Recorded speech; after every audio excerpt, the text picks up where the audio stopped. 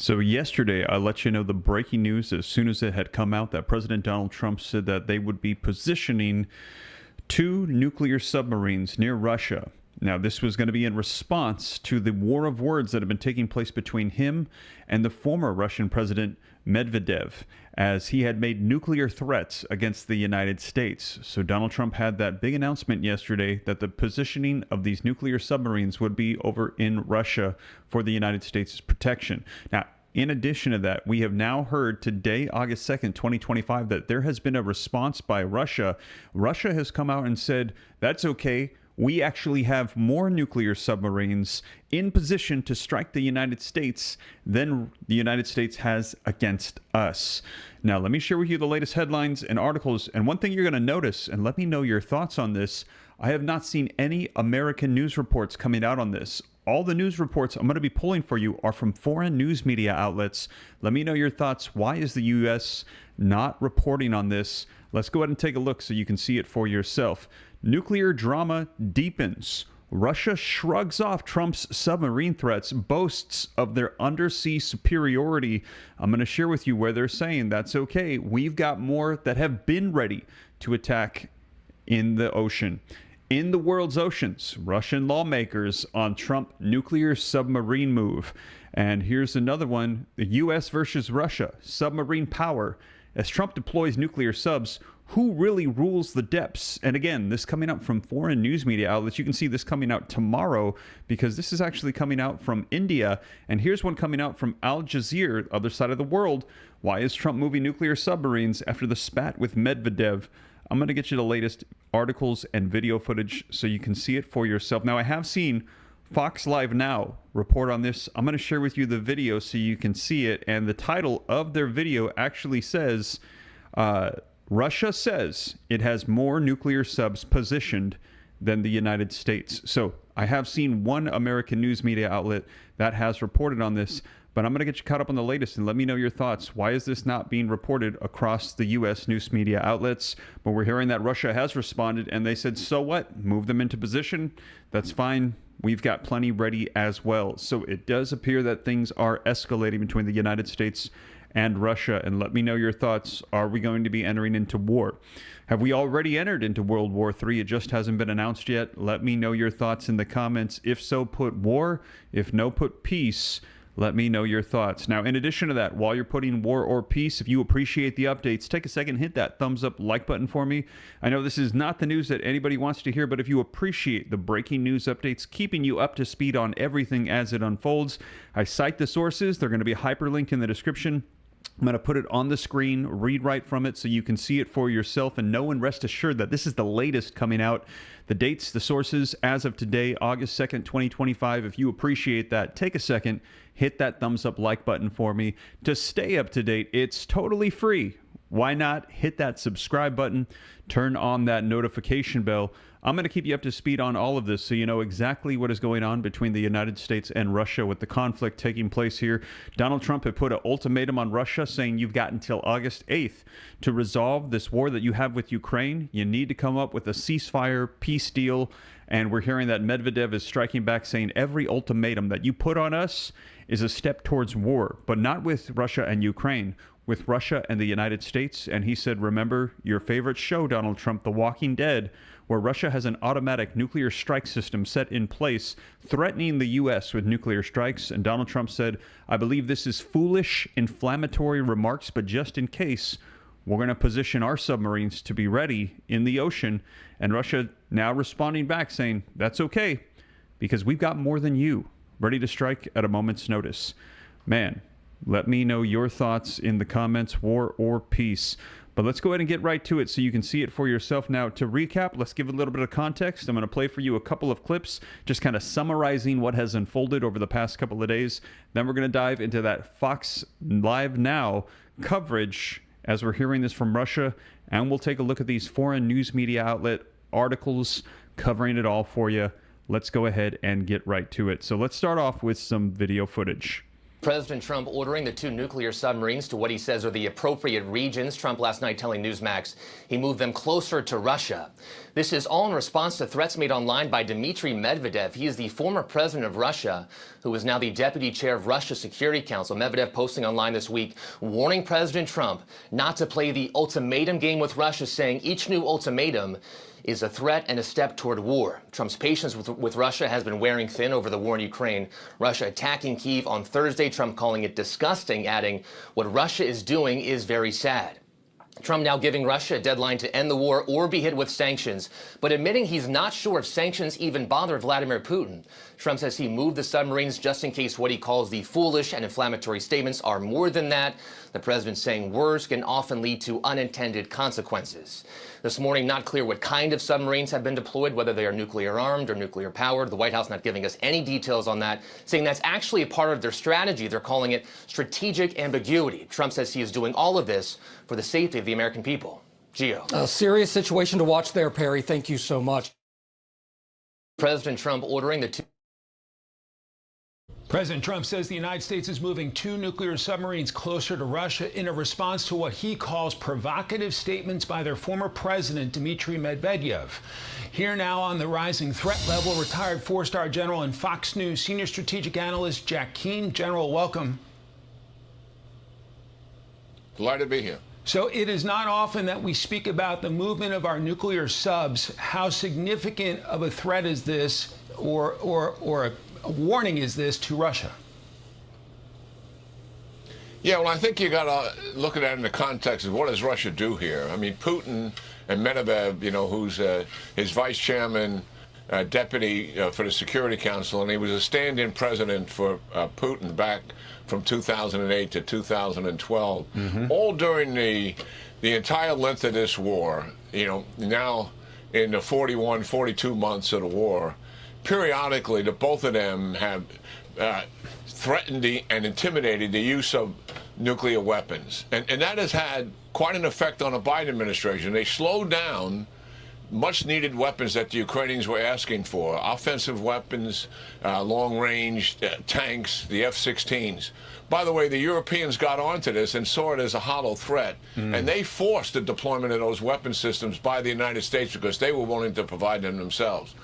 President Trump sees through this. This is less about military escalation, and it's more about him messaging to them is, look it, you're not going to intimidate me and coerce me with this provocative language.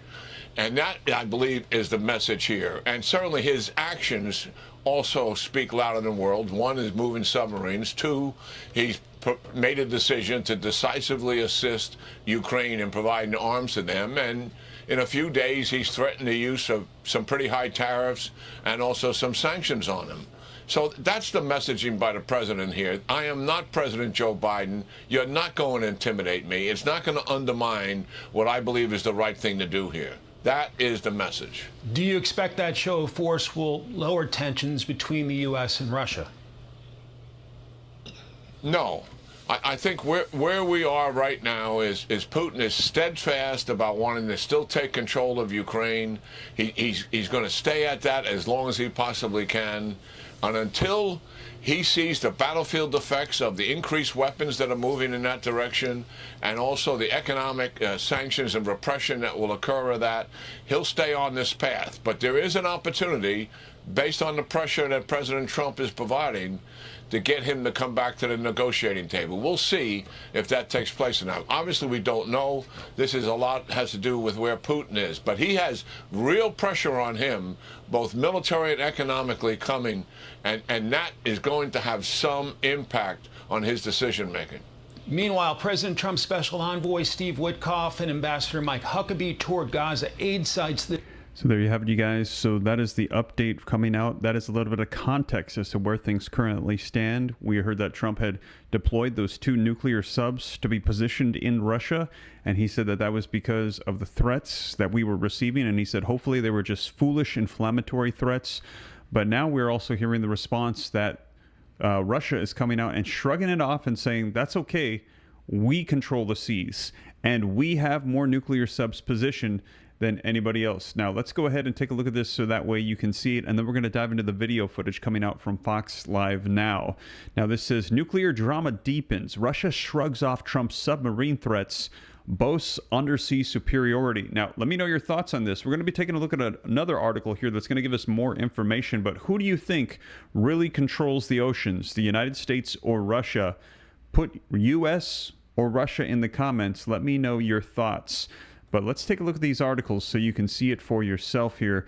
Now, it says, amidst rising tensions, Russia claims its nuclear submarine presence surpasses that of the United States, dismissing Trump's submarine redeployment order as anticipated and already under Russia's surveillance, a Duma member asserted about the U.S. submarines.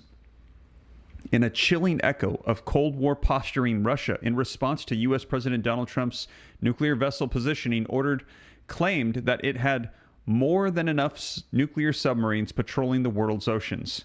Russian Duma member Viktor Vodolatsky told state-run agency TASS that Trump's order to redeploy 2 U.S. nuclear submarines to appropriate regions was already anticipated, and that the American vessels are firmly within Russia's watch. The number of Russian nuclear submarines in the world's oceans is significantly higher than the American ones, and the subs that U.S. President Donald Trump ordered to be redirected to the appropriate regions have long been under their control. So, no response from the Russian Federation to the American leaders' statements about the submarines is required, Vodolsky said. Now, his comments came hours after Trump, in a True Social post, claimed that he had repositioned U.S. submarines in response to extremely provocative statements by Dmitry Medvedev, Russia's former president and now deputy head of the Russian Security Council. Let the 2 U.S. subs sail. They have been in the crosshairs for a long time now, he said, adding ominously, a fundamental agreement that must be concluded between Russia and America so that the whole world calms down and stops talking about the beginning of World War III, he added. While the rhetoric has sent pulses racing across the global headlines, Russian foreign policy experts are calling for calm. Fyodor Lukyanov, editor-in-chief of Russia in Global Affairs, downplayed Trump's statement, suggesting that it was more social media showmanship than actual military strategy. Trump, as we know, runs his own channel and reacts, so to speak, emotionally, humanly, and spontaneously. I think that the armed forces, the naval forces of the United States, read this with great surprise. If this exchange of opinions continues and Trump continues to be drawn into it, then one way or another, he will probably have to take some action. In my opinion, so far, this is only at the level of words. Lukyanov told local private news channel RBC TV. So there you have it, you guys. We're hearing that right now. They are saying that they believe that this is just boasting. They're not super concerned about it. And Russia's saying they have the upper hand in this. Here's another article that says, earlier on Friday, Trump said that he was going to be ordering the redeployment of U.S. submarines to the appropriate regions, allegedly over extremely provocative statements by former Russian President Dmitry Medvedev. Now, there are enough Russian nuclear submarines in the high seas to tackle 2 American subs dispatched by U.S. President Donald Trump to counter Russia, a member of the Russian parliament, Duma, has said. The number of Russian nuclear submarines in the world's ocean is significantly higher than that of the American ones, and the subs that the U.S. President Donald Trump ordered to be redirected to the appropriate regions have long been under their control. So no response from the Russian Federation to the American leaders' statements about the submarines is required. A senior Russian lawmaker, Viktor Vodolatsky, was quoted by saying by TASS. Now, earlier on Friday, yesterday, Trump wrote on True Social that he had ordered the redeployment of U.S. submarines to appropriate regions, allegedly over extremely provocative statements by former Russian President Dmitry Medvedev, who is also the deputy chairman of the Russian Security Council. Let the 2 U.S. subs sail. They have been in the crosshairs for a long time, the Russian lawmaker said. A fundamental agreement that must be concluded between Russia and America so that the whole world calms down and stops talking about the beginning of World War III. So there you have it, you guys. It looks like this is pretty much a repeat of the one that we just read, but you can see this is another news media outlet covering the exact same thing, and that is the response coming out from Russia. Now, also, let's take a look at this one coming out that says, U.S. versus Russia submarine power as Trump deploys nuclear subs. Who really rules the depths here? Let me know again in the comments. U.S. or Russia, who do you think honestly controls the oceans? Let's take a look. As Trump orders U.S. nuclear submarines into position, a closer look at the U.S. versus Russia submarine power race from fleet size to nuclear deterrence and strategic deployment. Now, this article says a Cold War chill returned this week when former Russian President Dmitry Medvedev responded to Donald Trump's economic taunts with a nuclear-laced warning referencing the Soviet dead hand system, a semi-automatic protocol that could launch retaliatory strikes even if Russian leadership were to be wiped out within hours. Trump ordered the movement of 2 U.S. nuclear submarines to undisclosed appropriate regions, triggering sharp warnings from Russian lawmakers. One MP, Viktor Vodolsky, claimed that Russia already had more nuclear submarines deployed in the world's oceans than the United States and asserted that the U.S. submarines had long been under their control. Now, with submarine fleets once again at the heart of geopolitical theater, here's how the United States and Russia compare in underwater firepower and capabilities. Submarines. America has more, but Russia isn't far behind. While precise numbers vary slightly across sources, more recent assessments suggest that the United States has a slight lead, according to global firepower data from 2025 cited by 1945. The U.S. operates around 70 submarines, while Russia is approximately 63-64. Newsweek, citing Nuclear Threat Initiative, reported a total of 64 subs for the U.S. and 58 for Russia in 2023. Now, the gap may seem minor, but it's how these submarines are used, where they're positioned, and what they carry that reveals the real power dynamic. The U.S. Navy subs are spread across the globe patrolling the Atlantic, the Pacific, the Indian Ocean. They're also frequently involved in surveillance, anti-submarine warfare, and strategic partnerships such as the AUKUS. Russia, meanwhile, concentrates its deployment in the Arctic, North Atlantic, and Pacific theaters. In recent years, Russian submarines have also been spotted near NATO coastlines and even off the U.S. coast, a move Western analysts say resembles Soviet-era tactics. Nuclear deterrence. Who has the stronger hand? Both the United States and Russia rely heavily on ballistic missile submarines to maintain their nuclear deterrence. These submarines are often called boomers and are built not for speed or confrontation, but for one purpose: staying hidden long enough to retaliate in case of nuclear war. Now, the United States, the U.S. Navy currently operates 14 Ohio-class SSBNs, ballistic missile submarines, each capable of launching up to 20 Trident D5 missiles, which can carry multiple thermonuclear warheads. These vessels are designed for stealth and endurance, capable of remaining submerged for months and operating without overhaul for up to 15 years. Now, in addition, 4 Ohio-class submarines have been modified into SSGNs, equipped not with nuclear warheads, but with Tomahawk cruise missiles carrying conventional payloads. Russia's nuclear deterrence at sea is anchored by its Borei-class and Delta IV-class submarines. As per NDTV, Russia currently has 8 Borei-classes SSBNs in service, with 3 more expected to join soon. Each can carry 16 Bulava intercontinental ballistic missiles and is equipped with torpedo launchers and anti-submarine rocket capabilities. The older Delta-class submarine, once the workhorses of Russia's deterrent fleet, remain operational, with at least 6 still in service. They carry Sinyev SLBMs and continue to supplement Russia's evolving sea-based nuclear shield. Fast attack submarines? Who's more advanced?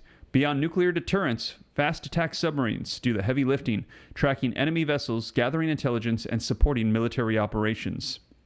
U.S. fast attack submarines, America operates 3 classes of nuclear-powered fast attack submarines. The Virginia class, which is the most modern and versatile, with enhanced surveillance systems, special operations support, and Tomahawk missile capabilities. Los Angeles class, first introduced in the 1970s, these still form a large part of the U.S. fleet and have been upgraded over time. The Seawolf class, limited to just 3 boats due to high costs, but known for stealth and heavy firepower. Together, these submarines give the U.S. Navy unmatched global reach, capable of responding quickly to conflicts across multiple oceans. Russia's fast attack submarines. Russia has made rapid strides in modernizing its own attack fleet, especially with the Yesen M class. Now, these newer submarines are smaller than the predecessors, quieter, and more advanced. They are believed to carry Caliber cruise missiles, Onyx anti-ship missiles, and may soon be capable of firing hypersonic Sturcon missiles, a potential game changer if confirmed. Russia also continues to operate Akula-class submarines introduced in the 1980s. Though older, these have been significantly upgraded and remain part of Russia's active fleets. So what sets the U.S. apart? America's advantage isn't just in numbers. It lies in deployment, endurance, and integration. U.S. submarines are built for long-range missiles and global operations. Many are powered by life-of-core nuclear reactors, which allow them to operate for decades without needing refueling. They're also equipped with advanced sonar systems such as the Large Appendager Bow Array, giving them superior tracking and detection ability in deeper waters. In terms of strategic posture, U.S. submarines are built to support global stability, often deployed alongside or in support of NATO and Indo-Pacific allies. Where Russia is catching up fast. Russia is catching up fast, both technologically and industrially. Its submarine program is not what it was in the chaotic 1990s. In recent years, it's bounced back. The Yesen M-class submarines, they are widely seen as a credible response to the Virginia class.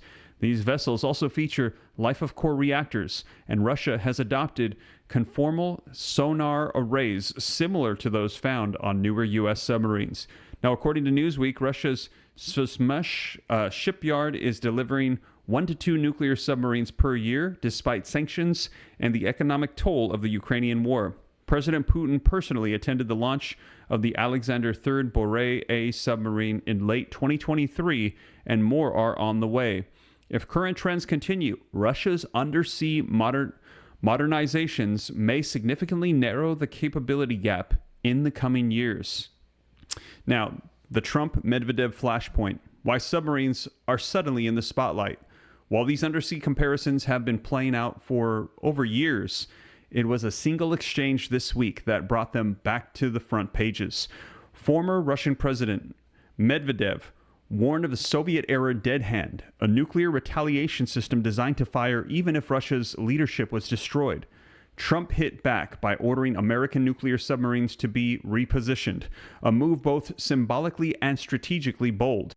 It remains unclear whether these are Ohio-class subs capable of nuclear strikes or Virginia or Los Angeles-class fast attack submarines. But either way, the order breaks tradition. The U.S. rarely, if ever, announces submarine movements publicly. That makes Trump's declaration stand out and raises questions about how seriously each side is now taking its underwater advantage. So who wins? In pure numbers and global reach, America currently leads. It operates more submarines, has broader deployment capabilities, and retains a technological edge in sonar, endurance, and integration with global allies. But Russia isn't far behind, and in some areas, like hypersonic missile deployment and next-gen reactor designs, it may soon pull ahead. Its newer Yesen M and Borei submarines reflect how quickly Moscow is modernizing, and their increasing presence near NATO waters, as noted by Western analysts, suggests a shift in posture. The difference lies in strategic focus. The U.S. Navy is built for global operations and sustained presence, while Russia's submarines force is increasingly focused on strategic signaling. In a world where conflict can escalate rapidly, both fleets are powerful, but designed to project strength in different ways. So, man, there you have it, you guys. We are hearing that the United States has a little bit of the upper hand over Russia, and right now we're hearing that that is a good thing because Russia is claiming that they have the upper hand and they already have submarines positioned ready for nuclear war. We actually heard Putin say before, just in recent years, that Russia is always ready for nuclear war. They are always ready for World War III, and that should they feel it necessary, they're ready to defend their sovereignty and to attack. Now, like I said, almost all of the articles that I'm referencing, if not all of them, there's one that I got to double check, are all from foreign news media outlets. Let's go ahead and take a look at Fox Live Now video coverage. This is titled, Russia says it has more nuclear subs positioned than the U.S. This is the only American media source that I've seen so far coming out on the Russian response to this. Let's go ahead and take a look. And if you appreciate the coverage here on my channel, getting you up to speed on everything, regardless of the sources, but letting you know what's taking place, do me a favor, if you haven't done so yet, hit that like button. I just need 12 more likes to have 600 likes while we're live. Let's take a look at this video footage. Time to want to get right back to a big story that we have been following here over the last day as we saw this post from President Donald Trump on Truth Social. He said, quote, based on the highly provocative statements of the former president of Russia, Dmitry Medvedev, who is now the deputy chairman of the Security Council of the Russian Federation, I have ordered 2 nuclear submarines to be positioned in the appropriate regions just in case these foolish and inflammatory statements are more than just that. Words are very important and can often lead to unintended consequences. I hope this will not be one of those instances. Thank you for your attention to this matter. I want to discuss about all of that here, so I do want to bring in a guest. We do have Cliff May, the founder and president of the Foundation for Defensive Democracies and a good friend of the show. Cliff, thank you so much for taking the time to be here with us today. Good to be with you, Josh. All right, so I do have to ask here, because we know this is far from the first time that someone there in Russia, especially high-ranking, has made a comment about the U.S., criticizing it or criticizing President Trump. So what does it appear it is about that highly provocative comment that really struck Trump and led to what we're seeing now? So Dmitry Medvedev, who is, let me be blunt about this, he is both Putin's lapdog and attack dog. That's sort of his role here. And he is trying to intimidate President Trump. He is trying to intimidate the U.S. and make us cow. He recalls very well, frankly, that every time he threatened Biden, Biden said, we can't provoke President Putin. We want to de-escalate. And Biden did things like say, well, we can give some defensive weapons to Ukraine, but nothing offensive. We don't want to, we give them missiles, but they can't use those missiles to hit military targets inside Russia. And so what you were doing, I'm afraid, under Biden was you were preventing Ukraine from losing quickly, but allowing them to lose slowly. President Trump has been trying very hard not to humiliate President Putin. President Putin needn't lose face. I think he made it kind of clear implicitly that if President Putin would simply agree to a ceasefire, he would be able to keep, say, Crimea, which he conquered and annexed in 2014. He'd be able to keep the lands that he has conquered so far, roughly 20% of the eastern portion of Ukraine and a land bridge to that Crimean peninsula, and that he should just stop there. And Putin, in conversation after conversation, as you know, with Trump, was, as Trump said, tagging me along. In other words, stringing me along, saying, yeah, I want peace too, but I need to, but let's talk, we'll get to that. And I think it helped a lot that Melania, the First Lady, eventually told Trump what was going on, because Trump said to Melania, he's talked about this a couple of times, he would tell Melania, I just had a wonderful conversation with Vladimir. And she'd say, yeah. And after you did that, he bombed hospitals, he bombed kindergartens, he bombed residential apartment buildings. She understood what was going on. So I think what President Trump is doing now with the submarines is simply making very clear, you're not intimidating me. You don't want to threaten me. You don't want to threaten the United States. You don't want a war with us. Do you understand what that would mean for you? You would lose very, very badly. Stop bluffing like this. I don't like it. And I am showing you the post from Dmitry right here. Again, the former president of Russia, the one that sparked all of this. He wrote, Trump's playing the ultimatum game with Russia. 50 days or 10, he should remember two things. One, Russia isn't Israel or even Iran. Two, each new ultimatum is a threat and a step toward war, not between Russia and Ukraine, but with his own country. Don't go down the Sleepy Joe road. So, Dmitri's comments here, are they viewed highly? You mentioned that he's essentially Putin's lapdog. So are they taken seriously when you look in different political circles, or is this just what he does? Well, it's what he does, but he does so at Putin's behest. Putin wants him to be doing this. What you're seeing here is nuclear blackmail. And he hopes that the president says, I'm very frightened of this. We don't have a golden dome. You keep in mind, during the Soviet era, we had a strategy called MAD, mutually assured destruction. It said, you do not want to hit us with a nuclear weapon, either because we would then hit you with nuclear weapons, and we'd all go down. And, in the Soviet period, I have to say, the Soviets were evil, but they were rational. They had suffered greatly in World War II. They didn't want a nuclear exchange. I don't believe Putin does either. He wants to restore the Russian Empire. That's his mission. And that's why he wants to drag Ukraine back into the Russian Empire, which for a while was the Soviet Empire. But he can threaten this, and if he wins, it's a huge win if America backs down and says we can't interfere with anything that Russia wants to do. But keep in mind, if we succumb to nuclear blackmail from Russia, then we surely will succumb to nuclear blackmail from communist China, and why not from Kim Jong-un? He has nuclear weapons and intercontinental ballistic missiles as well. Tehran would have done the same thing, but President Trump, wisely, I would say, bombed Fordo and a couple of other nuclear weapons facilities, which at least sets back the Islamic Republic's drive to have nuclear weapons and the missiles to deliver them anywhere on Earth. Is this likely to end up, and we don't obviously know at this point, but is it likely to end up as kind of a tit-for-tat type thing where Russia decides that they want to do something now in response to those nuclear subs being moved around? I doubt that very much. I think there's a reason why Putin is using Medvedev for this and keeping this at arm's length. I don't think Putin wants to see the destruction of Russia. I don't think he wants a war with the U.S. What he wants is to restore the Russian Empire. Ukraine, very important part of that. Belarus, the name of that country means White Russia, was part of the Russian Empire, was part of the Soviet Union, of course. It's essentially a vassal state at this point. He is working very hard and successfully, I would say, Putin, to drag Georgia, an independent nation, back into Russia's embrace.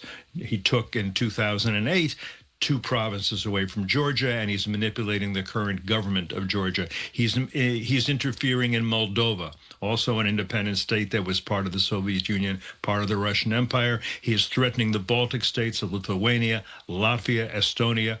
Those were republics of the Soviet Union that the United States, by the way, never recognized as republics of the Soviet Union, always recognized their independence. The Poles feel very threatened, almost everybody. The Finns, that's why the Finns have now joined NATO. That's why the Swedes have now joined NATO, because they all feel threatened by Putin. What the next step is this.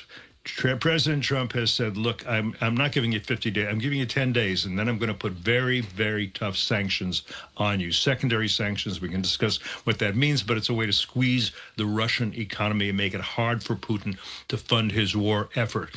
He's also sending more munitions to Ukraine, both things like Patriot missiles, which help prevent Russian missiles and drones from destroying civilian targets, and this is a terrorist war. Putin is hitting civilian targets every day. And I think he will send, long-range missiles without the restrictions, and that will also cause pain to Putin. And maybe, at a certain point, Putin says, okay, this is not great. I'll agree, not to peace, but to a ceasefire. Maybe to wait till the next president comes in, and maybe things will be easier for him, maybe to do something else. But what Trump needs to do, and I think is wanting to do, is change Putin's cost-benefit calculus for continuing this war, as opposed to cessation of hostilities. I think that's the most one can achieve, but if President Trump achieves that, give him a lot of credit. And my final question for you here, how have we kind of seen a shift over the past several weeks and months? Because if you look months back, we saw President Trump and Ukraine's President Volodymyr Zelensky kind of arguing there, things getting heated inside of the Oval Office. Now, of course, we see President Trump and Russia's President Putin not necessarily getting along. They're kind of butting heads there. So how have we seen the views that President Trump has on the war itself kind of change over the past several weeks and months? Yeah, very much so. There was, first of all, Putin seemed to be to Trump somebody he could get along with, a serious guy, a reasonable guy. But now I think he understands that's not the case. This is a former KGB lieutenant colonel, and what he says and what he believes and what he means are very different. He's gotten frustrated and fed up with Putin to a great extent. I think that's true. And I think, again, I think Melania Trump made clear to him, this guy is not your friend. This guy is not somebody easy to do business with. He's a thug. She knows she was born in a communist country, keep in mind. As for Zelensky, they didn't get along for a while for various reasons. They're getting along better. Why? Because Zelensky said, tell me what you want. You want a deal on minerals? I'll give you a deal on minerals, absolutely. But you got to have an independent Ukraine to go to complete that deal. You want a 30-day ceasefire? You got a 30-day ceasefire. Zelensky is saying yes, yes, yes to Trump. Putin is saying no, no, no. That changes Trump's attitude towards both of them. I think Trump is seeing the situation more clearly now than he did with help from Melania and because of the intransigence and truculence of Putin and Zelensky being very willing to say, we want to be your friend, your ally. We want to be we want to be a partner, not a dependent. We're not asking for boots on the ground. We are asking for the weapons we can use to fight America's #2 adversary, who keeps threatening you, by the way. Wouldn't it be, we want to be helpful to you, and we want to be led by you as part of the free world. That's a pretty good argument, it seems to me. All right. Cliff May, thank you so much for taking the time to join us here and help break it down. As always, we appreciate your time. Nuclear submarines in position. That's what we're hearing. The United States has sent over 2 of them, and now we're also hearing that Russia is saying, that's okay. We already have a bunch of them already positioned, ready to roll. Now, we're going to be seeing where we go from here, and like I said, I will keep you up to speed here on the channel. I will cite all the sources, put it on the screen, have it hyperlinked in the description so you can see the dates, the sources. We're going to see where we go from here, and that August 8th deadline, 6 days away, still in place. We're going to see what happens with Russia and Ukraine, but we've already heard it come out that Russia has said they're not going to be deterred from their main goals and objectives because of tariffs, because of sanctions. They're not worried about it. We will see where we go from here, and I will keep you up to date every step of the way. And thank you so much for all the kind words in the comments. I see people saying, Steve, the reporting is on point. They appreciate it. It's great. Thank you so much for that. A ton. I appreciate the support. Thank you for hitting the like button. Subscribe to stay up to date, and I'll keep you up to speed as more comes out. We will see where we go from here. There's a lot going on in the world, and I will report it to you here on the channel as it comes out. That is the latest, you guys. Thank you so much for joining me, and I'll catch you in the next one. Take care. God bless. This is Steve.